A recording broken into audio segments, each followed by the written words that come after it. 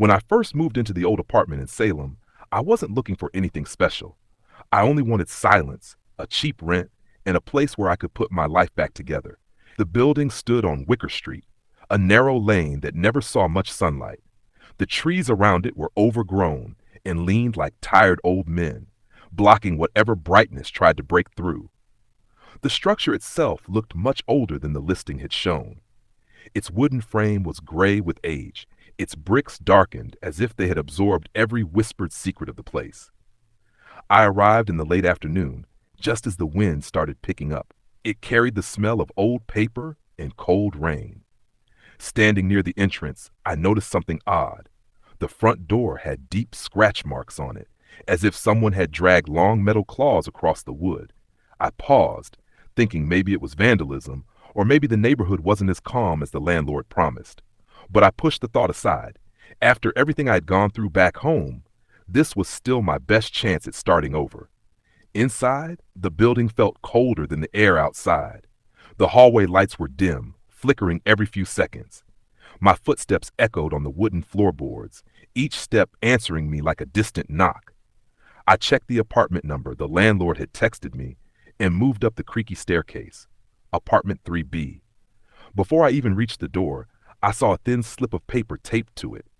At first, I thought it was rent information or welcome instructions. But as I got closer, the inked writing became clear. It wasn't typed. It was handwritten, shaky, almost like someone wrote it while glancing over their shoulder. The rules. There were 9 in total, strange rules that made no sense for a normal apartment. They read, 1. Do not look out of your window after midnight. 2. If you hear footsteps in the kitchen between 1 a.m. and 3 a.m., stay in your room. 3. The elevator must never be used after sunset. 4. Do not speak with anyone you meet in the hallway if they stand completely still. 5. If someone knocks on your door after 2:13 a.m., do not answer. 6. If you hear your name whispered from the bathroom, leave the apartment immediately. 7. Never leave your shoes near the entrance. 8. The basement is locked. Do not attempt to enter it. 9. If you see the old woman on the stairs, pretend you don't. I stood there frozen.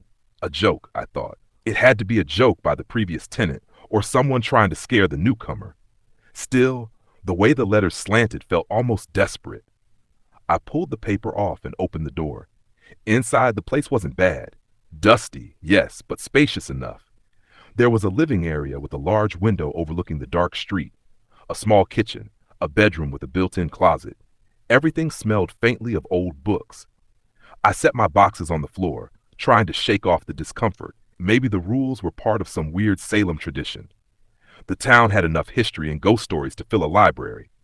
I unpacked slowly, taking in the quietness. Too quiet. Buildings usually had some kind of sound. Neighbors talking, TV chatter, kids or dogs. But this building seemed empty, as if I were the only living person inside. The silence pressed against my ears until I found myself humming just to break it. By evening, the wind outside had grown stronger. The old windows rattled occasionally, the wooden frame trembling under the gusts. I made myself some tea and decided to sleep early. Moving had drained me. Around 11, I lay in bed, scrolling on my phone. The hallway outside my apartment was still silent. Too silent.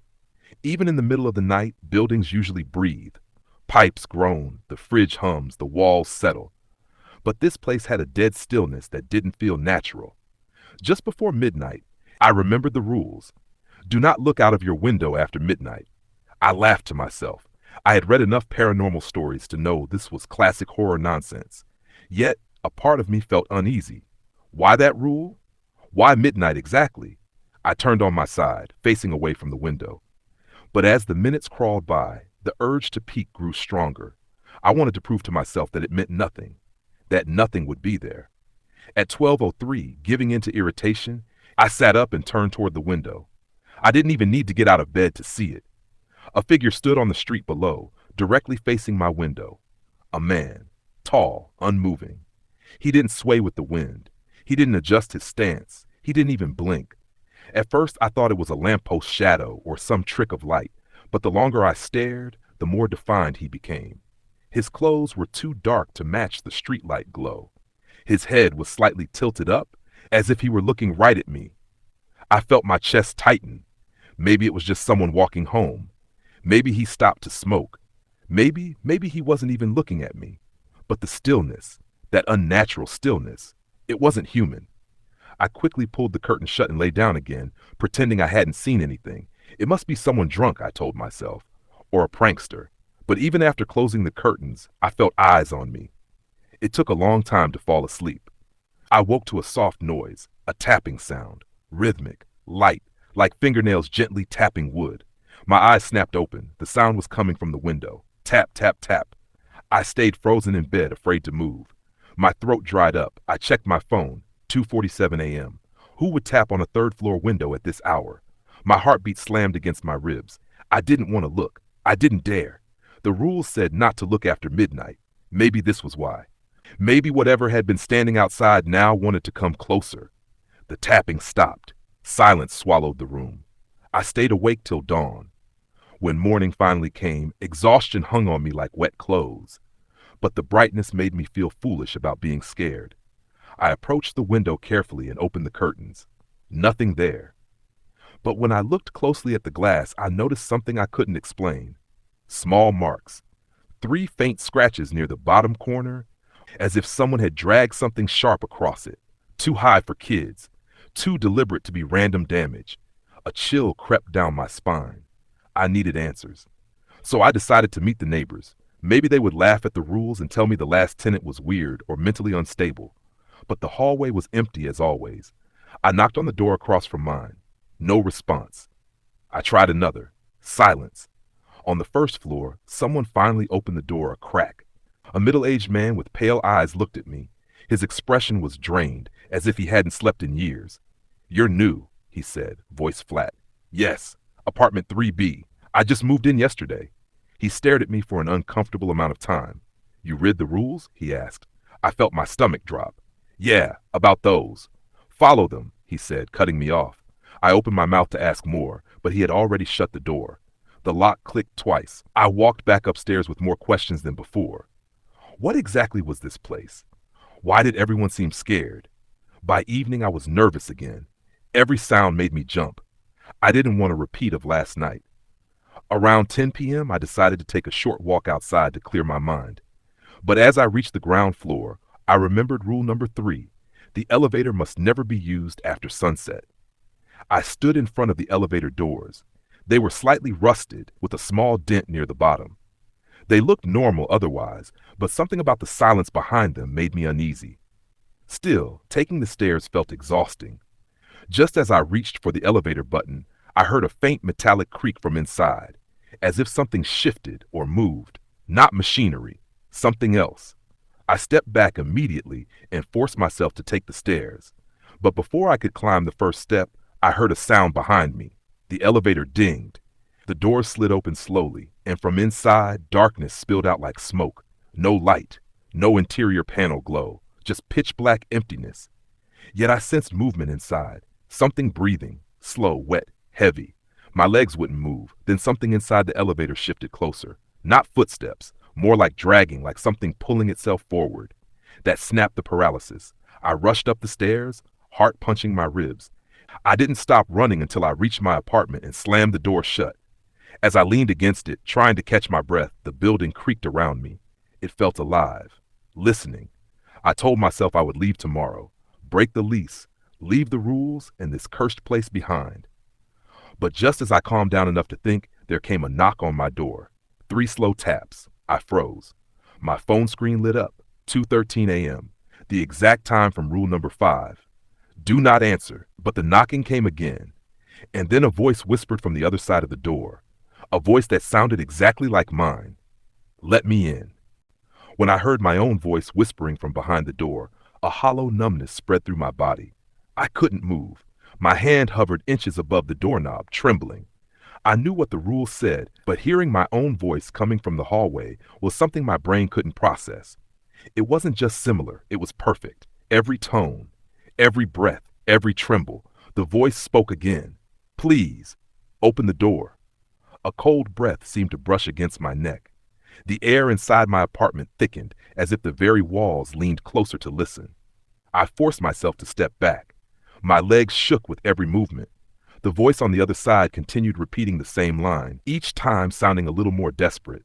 Let me in. I didn't answer. I didn't move closer. I only backed toward my bedroom, keeping my eyes locked on the door. But the voice changed suddenly, no longer pleading.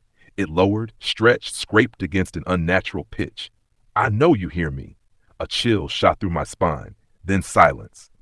The knocking stopped. The voice stopped. The hallway fell still. I didn't sleep for the rest of the night.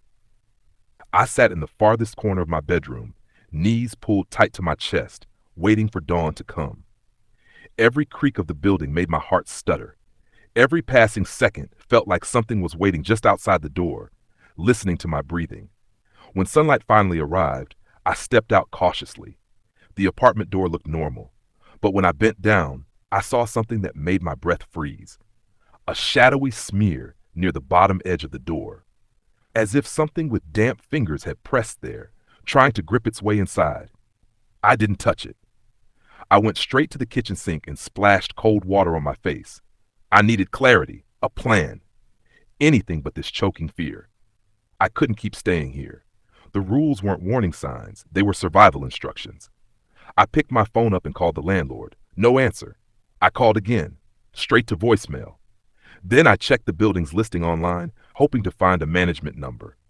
But the listing had vanished, completely gone. No trace that it had ever been posted. My stomach crawled with dread. The landlord had shown the place to me in person, yes.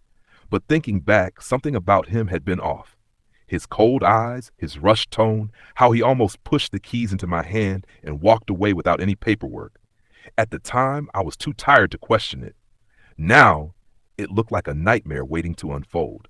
Desperate to find answers, I left the apartment and knocked on the pale-eyed neighbor's door again. He opened it a crack, just like before. You shouldn't walk around this early, he said immediately. It's 9 in the morning. That doesn't matter. His voice quivered as he scanned the hallway. What do you want? The rules, I said. What are they about? Who wrote them? Why? He shook his head violently. Stop asking. Just follow them. That's not enough. My frustration cracked through my fear. Something knocked on my door last night. Something that sounded like me. I need to know what is happening. His eyes widened. His face paled even further. It came to your door, he whispered. I nodded. He pressed his lips together, fighting some internal battle. Then, reluctantly, he opened his door a bit more. Come in, but don't touch anything. I stepped inside. His apartment was strangely bare. No furniture except a mattress on the floor, a single chair, and boxes stacked against the walls. No decorations, no personal items. It looked like a place someone stayed in only because leaving was worse. What is going on here? I asked. He didn't sit. He didn't blink. He just stared at me as if trying to decide whether to speak. This building isn't normal, he finally said. It hasn't been normal for a long time. People don't move out. They disappear. My breath hitched. Disappear? Yes, or worse. The rules aren't a warning. They're the only reason anyone here is still alive. I swallowed hard. My hands were shaking. Who made the rules? He slowly pointed upward. Not us. His meaning struck me like ice. You don't mean the landlord, do you? He shook his head. We don't know who owns the building anymore. Paperwork, records, leases, everything once existed, but now it's all gone. The place has a mind of its own. It opens when it wants. It feeds when it wants. Feeds, I repeated, horrified. He didn't look away. Last year, a woman in 2A looked out her window after midnight. The next morning, her apartment was empty. Everything gone. Not a single sign she ever lived here. My body froze. And the elevator, he continued. Someone used it after sunset 3 months ago. People heard screaming inside for almost an hour. When the doors finally opened the next morning, it was empty. But the inside walls, he swallowed hard. They were covered in scratch marks, deep ones. My pulse pounded in my ears. What about the knocking at 2:13 a.m.? His expression turned grim. That has been happening for decades. Every resident hears their own voice at some point. If you open the door, you switch places. Switch places, I whispered. Yes, he said softly. Whatever is knocking takes your place in this world, and you become the thing in the hallway, forever trapped. A sickening wave rolled through my stomach. And the old woman? I asked, almost afraid of the answer. His face drained of life. You haven't seen her yet, he said in a trembling whisper. Good. When you do, remember the rule. Pretend you don't see her. If she knows you can see her, she follows you, room to room, night after night, until you break. I felt the room tightening around me. The air was too thin, my legs weak. I need to get out of here, I breathed. Today, now. He shook his head. People try. The exits change. Sometimes the front door won't open. Sometimes the staircase loops back to the same floor. Sometimes the street outside doesn't match what you saw before. My skin prickled with cold terror. So what do? I whispered. He stepped closer. Follow the rules. They're the only reason the building hasn't taken you already. And whatever happens, never ever stay out after sunset. Before I could respond, a soft thump echoed in the hallway. He stiffened instantly. They're awake, he whispered. You need to leave. Now. I walked toward the door, afraid to open it. But he reached over and cracked it open a centimeter, peeking out. The hallway was empty.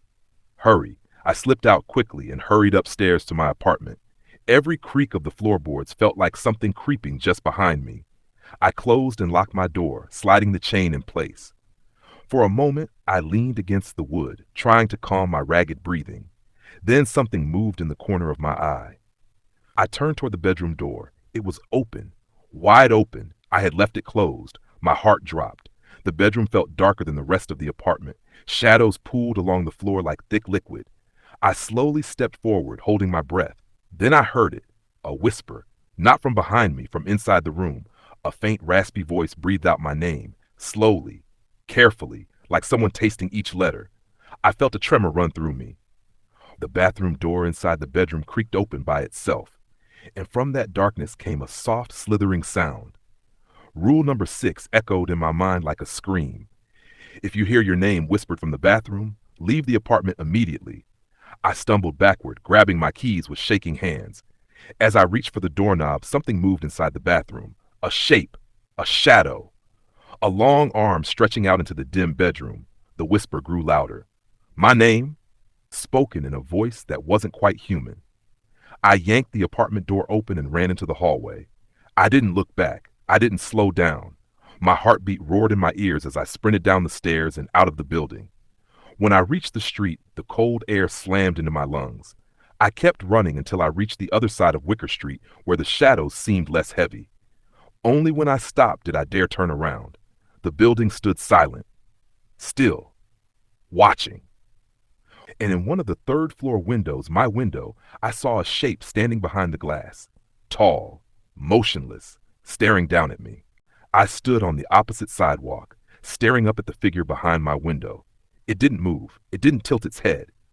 It only watched. The early morning wind pushed against my back, but I couldn't pull myself away. My mind kept circling the same question. If I was out here, who was inside my apartment? The pale daylight softened nothing. The building still looked too old, too hollow, too watchful. A strange pressure seemed to radiate from it, as if unseen hands pressed against the inside of the walls, waiting for someone to come close. And I could feel its attention on me, a heavy weight settling on my shoulders. Then the figure behind the window stepped back, melting into the darkness of my apartment. My breath caught. Whatever it was inside now, moving freely, in my space, touching my things, breathing my air. I took another step back from the building, trembling. I needed to leave the area completely, but my feet couldn't decide whether to walk or run. My mind kept imagining the thing inside my room, standing still, waiting, listening. I forced myself to turn away and head toward the busier part of Salem. The streets weren't crowded this early, but seeing other human beings brought a thin thread of relief. Cars passed. A jogger moved by with earphones in. A man swept the sidewalk outside his shop. Normal life. I clung to the sight of it. I walked without direction for almost an hour until I reached a small cafe. Its warmth felt like a shelter, even though my heart still thudded like it was trying to escape my chest. I ordered a coffee, just so I had a reason to sit and gather my thoughts. When I finally looked at my phone, the screen was filled with missed calls from an unknown number, all at the same exact time, 3:33 a.m. A cold shudder crawled down my arms. I didn't answer them, of course, but seeing them made me realize something worse. My phone had been on silent the entire night. That meant whoever or whatever called had wanted me to hear it. And the number, I recognized the first 3 digits. They matched the number the landlord had used the day I first visited the apartment. But that number didn't exist now, and the listing had vanished, and the landlord hadn't picked up any of my calls since I moved in. I tried calling it again, hands shaking. The line instead, a heavy, slow breathing filled my ear. Long, deliberate inhales and exhales, like something huge was taking its time pulling air through a throat that didn't belong to anything living. I froze. Then the breathing stopped. A voice spoke. My voice. Why did you leave? I threw the phone on the table instinctively. My stomach twisted so hard I thought I would throw up. The cafe noise faded out as panic filled my hearing. Why did you leave? My own voice repeating that line was like a hook buried in my brain, pulling and tearing. I wanted to run again. I wanted to smash the phone. I wanted to scream. Instead, I sat frozen as the reality settled into my bones. The thing inside my apartment wasn't just imitating me. It was learning me, becoming me. I left the cafe trembling and wandered the nearby blocks trying to calm myself. But each breath felt too thin, too sharp, like the air was filled with needles. Around noon, I returned to Wicker Street, but stayed far enough that the building couldn't tower over me. From a distance, it looked quiet, normal even. But I knew better now. I wasn't going back inside, not without help. I searched for the pale-eyed neighbor. Maybe he knew something more. Maybe he had answers he wasn't telling me. The thought of going back inside the building made my hands sweat, but I needed him.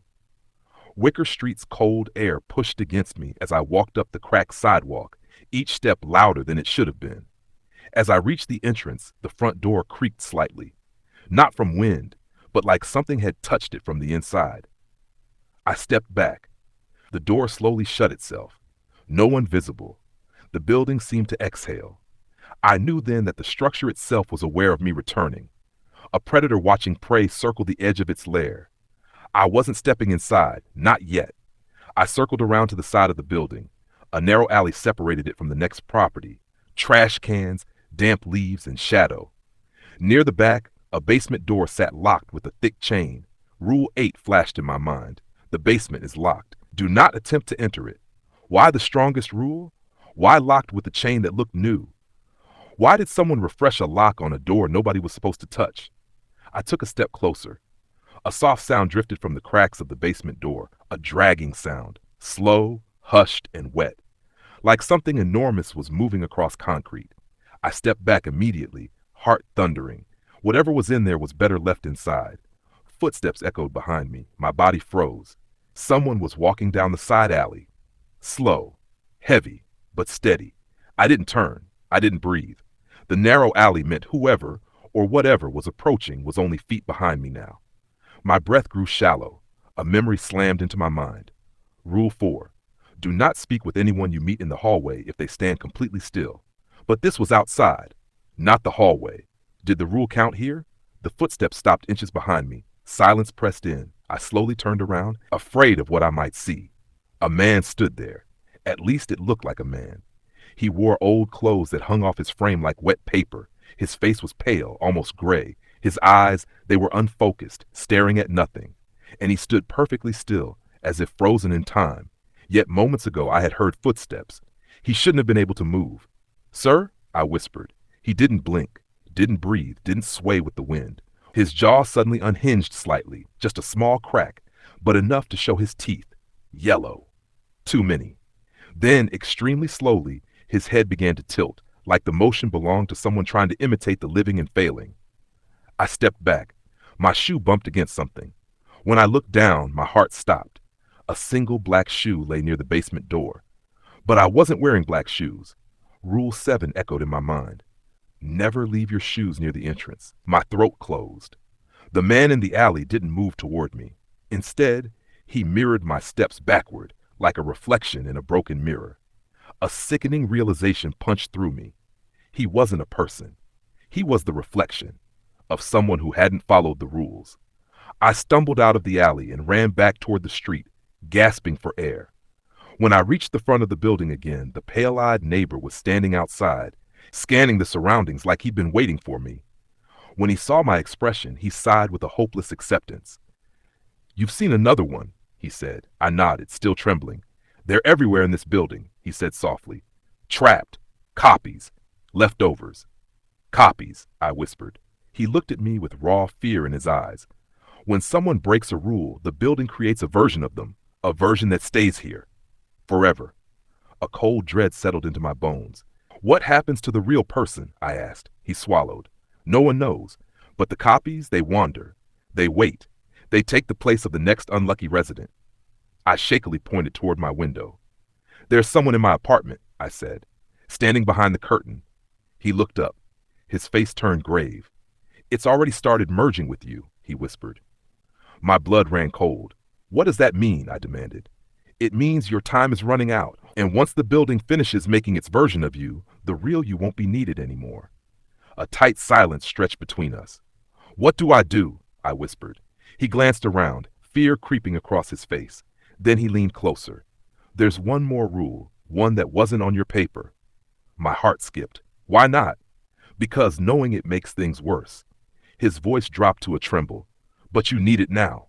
He swallowed hard and said, no matter what you hear, no matter what calls your name, no matter what voice speaks to you, never let the copy touch you.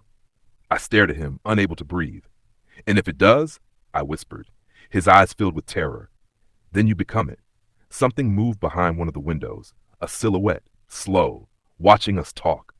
We need to get you away from here, he whispered urgently, before it finishes, before it comes down. A chill raced up my spine. Before what comes down? I asked.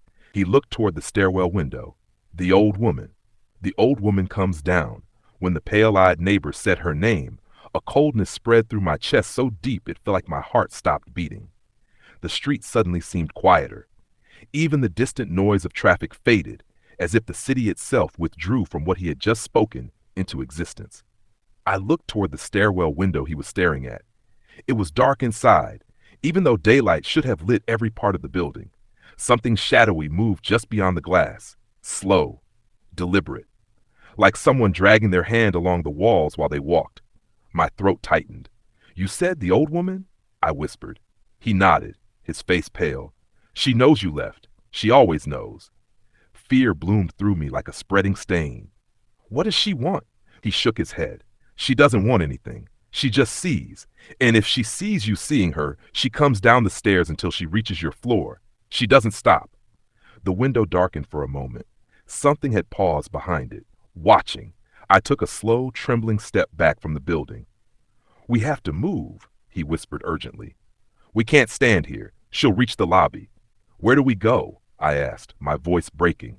He grabbed my wrist gently but firmly. Anywhere, away from the building. Come on. We hurried down the cracked sidewalk. I kept glancing over my shoulder, expecting the front door to swing open and a figure to step out. But nothing moved. The building remained motionless, but I could feel it breathing, a slow, heavy pulse beneath its surface. The neighbor didn't speak again until we reached the corner of Wicker Street. Only then did he let go of my wrist, his hands shaking as he wiped sweat from his forehead. You shouldn't have gone back there, he muttered. It wants you now. I swallowed hard. What does that even mean? The building wants me? He lowered his voice. It doesn't choose people often, but when it does, it doesn't let go. I'm not staying there, I said. I'm leaving Salem. I don't care what I lose. I'm not going back. His expression twisted, almost sad. You don't understand, he whispered. It doesn't let you leave either. I stared at him in disbelief. I'm standing outside. I left. For now, he said softly. But the longer you stay away, the more desperate the copy becomes. When it finishes forming, it goes looking for you. A nauseating fear rolled through me. You mean the thing standing in my apartment? The one that looks like me? It doesn't look like you yet, he said quietly. Not fully, but it will. And when it does, it steps into your life, into your place, and you disappear. I shook my head, backing away from him. No, that makes no sense. I have a choice. I can leave the city. I can leave the state. He stepped closer, almost pleading. Have you checked your reflection today? The question hit me like an icy blade. Without meaning to, I reached into my pocket and pulled out my phone. The screen was off, dark, a perfect mirror. I lifted it slowly. My reflection stared back at me, but something felt wrong. The eyes weren't aligned right.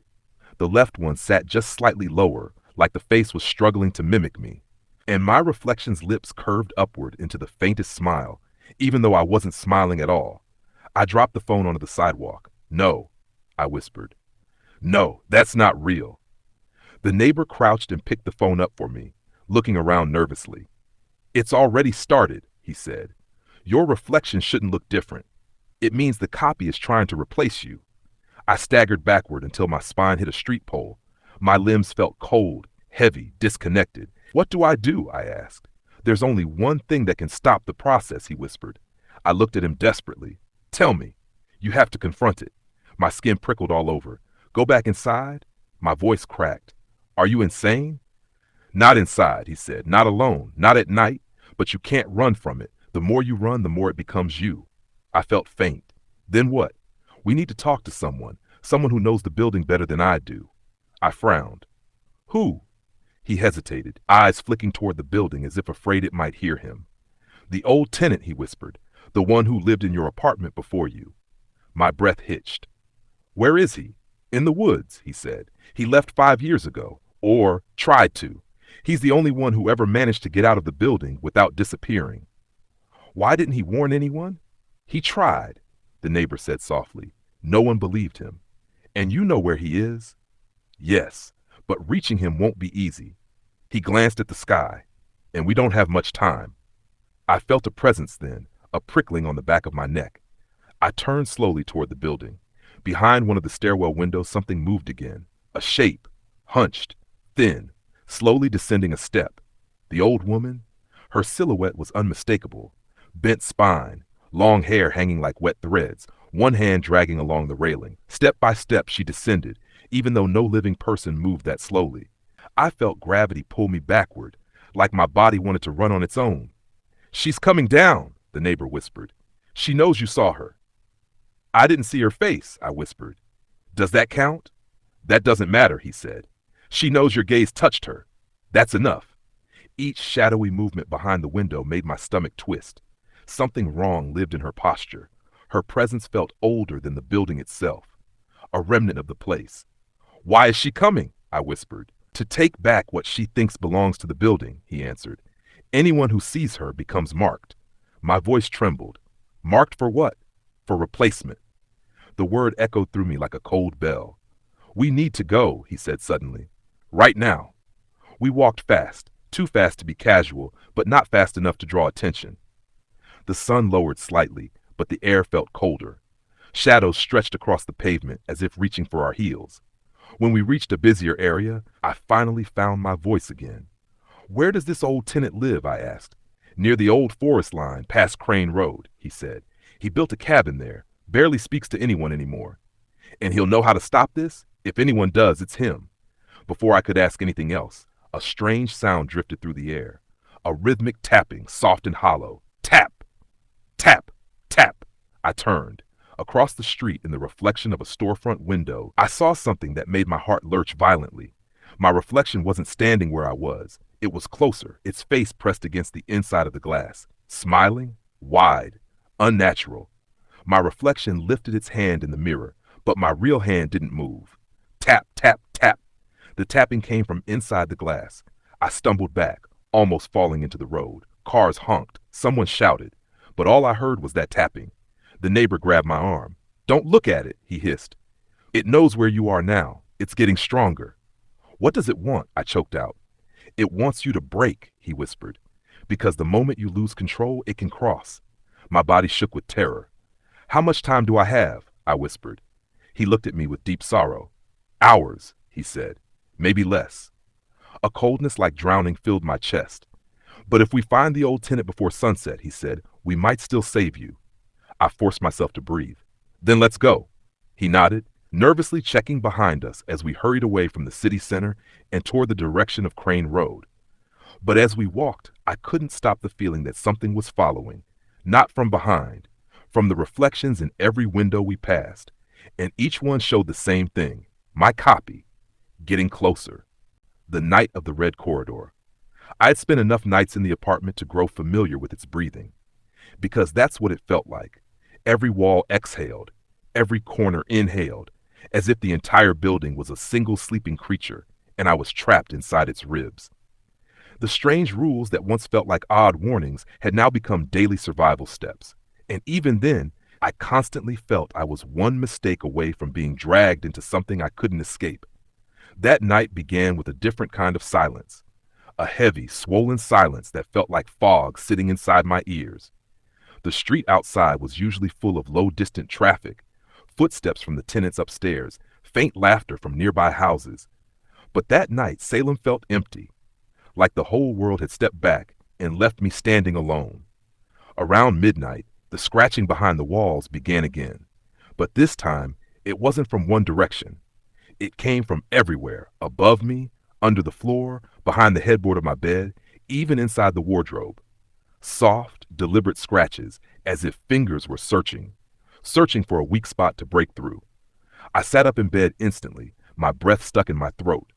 The scratching went on for a full minute before suddenly stopping. Just when I started convincing myself that maybe it was rats or something natural, the apartment phone rang.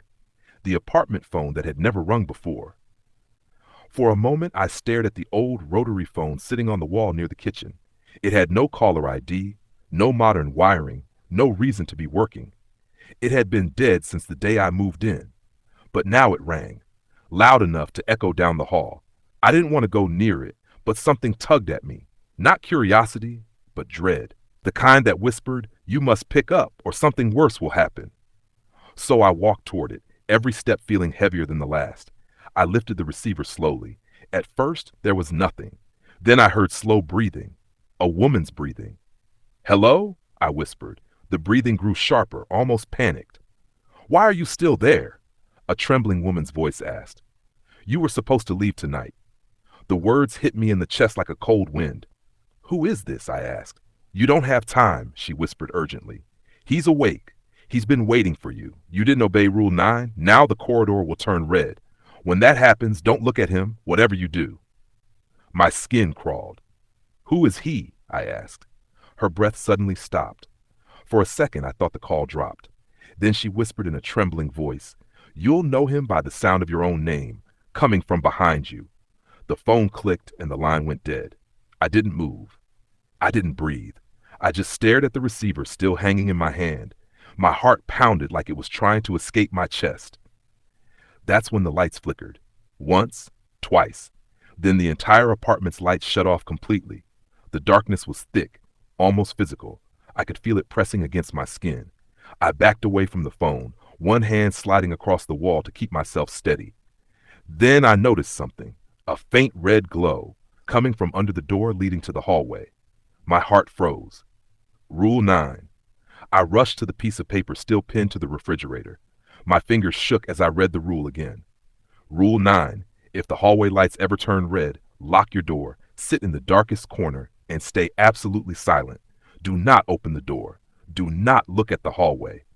I had not locked the door. The red glow grew brighter, seeping into the apartment like blood spreading across water. My body moved on instinct. I ran to the door and twisted the lock. The moment it clicked into place, something on the other side stopped moving, as if it had been just about to enter. I backed away slowly until my shoulders hit the kitchen counter. The red light pulsed like a heartbeat. Thump, thump, thump. Then came the first knock. Soft, gentle. My entire body stiffened. A second knock. Louder this time. A third, slow and dragging like knuckles scraping down the wood. Then I heard it. "Aaron." The voice was soft, whispery, almost tender, and it came from just outside the door. It sounded exactly like my mother's voice, except my mother lived 6 hours away, and she would never come to Salem. "Aaron, open the door." I shut my eyes tightly. Rule 9 echoed in my head. Do not look at the hallway. The knocking stopped. Then came the slowest, most horrifying thing, fingers sliding across the door. Up, down, across, tracing the shape of the frame, as if trying to outline my silhouette through the wood. Then the voice changed. Not my mother's anymore. Deeper, scratched, like something trying to speak with a mouth that wasn't meant to form human words.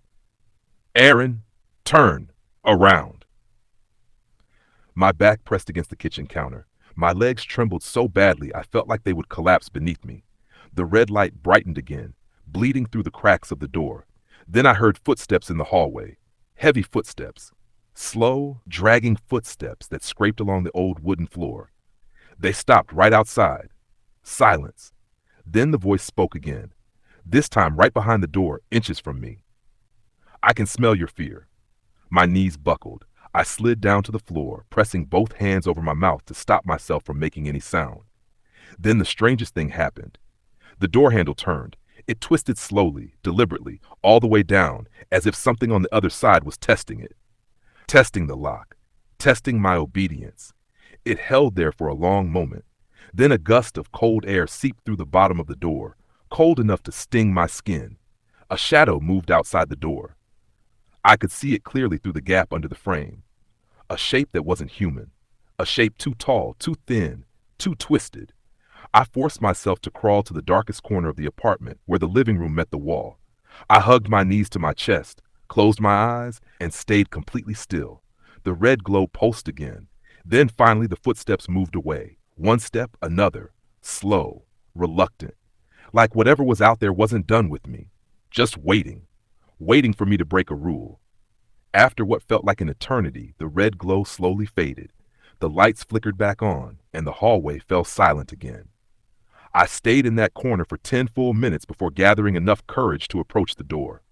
The moment I touched the doorknob, it felt warm, warmer than any metal should be. A warning, a memory, a threat. I turned the knob slowly and opened the door just an inch, enough to look out into the hallway. Everything looked normal. By morning, the burned handprint on my door looked even darker, as if whatever touched it had left something behind, an imprint that was still alive. I didn't sleep after the red corridor night. I couldn't. Every creak of the building felt like it belonged to something watching me, calculating the next moment I slipped.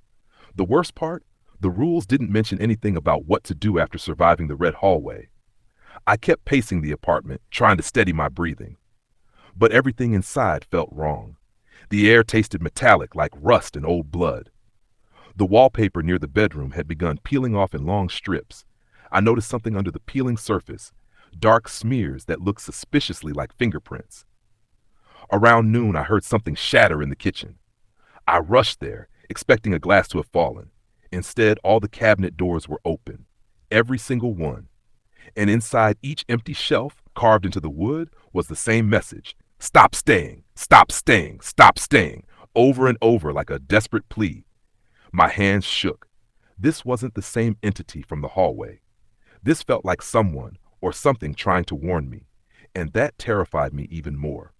I remembered the woman who had called me last night, the fear in her voice, her urgency. I needed answers. I needed to know what I was dealing with. So I did the only thing I could think of. I went downstairs to talk to Mr. Grover, the building manager. I found him standing in the lobby, staring at an empty corner as if something stood there. When he sensed my presence, he turned toward me too fast, almost like his neck wasn't used to moving that way. You survived the red, he said in a low voice. Not many do. I swallowed hard. What's happening here? Who was on the phone last night? Why are there rules? He sighed, rubbing his trembling hands together. This building wasn't meant to be lived in, he said. It was meant to contain something. Many years ago, a ritual went wrong inside these walls. A preacher tried to summon a spirit he thought he could bind. It killed him, then everyone in the apartment. When the authorities came, they boarded the place up. But anything locked away too long finds a way to keep itself alive. He looked at me with hollow eyes. The rules aren't warnings, son. They're a bargain. If you follow them, you live. If you break them, it takes you. My stomach twisted. And the voice calling my name last night? He hesitated. That's the preacher, or what's left of him. His voice dropped to a whisper. He mimics the voices of people you love. He uses whatever will make you open the door. The red hallway means he's closest to breaking through. My heart pounded so loudly it echoed in my ears. Why me? I whispered. Why did it pick me? He stared at the floor. Because you moved into the room he died in. A chill rolled across my spine like ice water. The manager glanced toward the stairwell and lowered his voice. There's one final rule. One we don't write down. One you can follow only once. I leaned closer. What is it? He took a deep breath, his hands shaking. If the preacher marks your door, he paused. You must leave the building before the next sundown. If you stay, he gets in. My blood ran cold. The burned handprint. I ran upstairs without thinking, my footsteps thundering through the building. When I reached my apartment, the hallway was empty, but my door now had 3 burned handprints. 3. Like something had been pacing outside, growing more impatient, more eager. I swung the door open, grabbed my backpack, stuffed clothes, my laptop, and whatever documents I could reach. I didn't care about anything else. I was leaving. But the moment I zipped my bag, I heard it. The breathing, coming from inside the walls, slow, deep, hungry. I froze. Then something shifted inside the bedroom. The door, which I knew I left open, was slowly, very slowly, closing itself. I backed away toward the front door, but then footsteps began echoing from the hallway outside. Heavy footsteps. My breath caught. The preacher outside. The thing inside my walls. I was trapped. I pressed myself against the front door, clutching my backpack, trying to think. The rules? The rules. There had to be something in the rules. Some loophole. Some exception. Then I remembered the woman's voice on the phone. You were supposed to leave tonight. She knew this would happen. I grabbed the phone on the wall, the old rotary phone. My hands shook violently as I dialed 0, even though I knew it wouldn't connect anywhere. The line clicked immediately. She answered before it even rang. You waited too long, she whispered. There are 2 of them now. I felt my chest turn hollow. Tell me what to do, I rasped. Her breath trembled. When the preacher enters the apartment, he casts a shadow before stepping through. If you see it, it means you are already dead. Do not look at the shadow. Do not. The phone cut. A loud creak came from behind me. The bedroom door had fully closed. Something thumped lightly from inside the room. A slow, repetitive sound like knuckles tapping wood. The hallway outside fell completely silent. Then the overhead lights flickered. Once, twice, 3 times. The same pattern as the red corridor night. I grabbed the doorknob. The metal burned my skin. Hot, too hot. A sign, a warning, a countdown. My instinct screamed, open the door, run, now. I threw the door open and bolted into the hallway. The air turned ice cold, the lights dimmed to an unnatural grayish black. Not red, but worse. Behind me, I heard a low exhale. Not from the hallway, from inside my apartment. And then something started stepping out. I didn't look back. I ran. Down the hallway, down the stairs, down the lobby. Every shadow bent toward me, like the building itself was trying to pull me back in. When I reached the front door, it shuddered, like something was pushing it closed from the outside. I hit it with all my weight. It gave way. I stumbled out into the freezing Salem air, falling onto the sidewalk. The sky was dimming. Sundown was minutes away. The apartment doors slammed behind me with a deafening force. I didn't look back. I just ran until my lungs burned and my legs gave out. I never returned to that building again. But sometimes late at night, when everything is quiet, my phone rings. A trembling woman's voice whispers, you didn't escape, you just bought time. And after she hangs up, something else breathes into the phone. Slow, deep, patient, as if waiting for the day I stop following the last rule. Never go back to Salem. Thank you for staying with me through this terrifying journey. If you've made it this far, you're braver than I ever was inside that old apartment in Salem. Stories like these live on because of people like you. People who listen, who feel every chilling moment, and who dare to imagine the darkness hiding just beyond the corner of the room. If you enjoyed this story, don't forget to like the video. Your likes help these stories reach more people who love horror as much as you do. Share it with your friends, drop your thoughts in the comments, and tell me which rule scared you the most. I always read your feedback, and it truly means everything. And if you want more haunting tales, eerie nights, and mysteries that follow you long after the video ends, make sure you subscribe to the channel. New stories are always on the way, and trust me, you don't want to miss what's coming next. Stay safe, stay alert, and remember, some places have rules for a reason. Thanks for watching.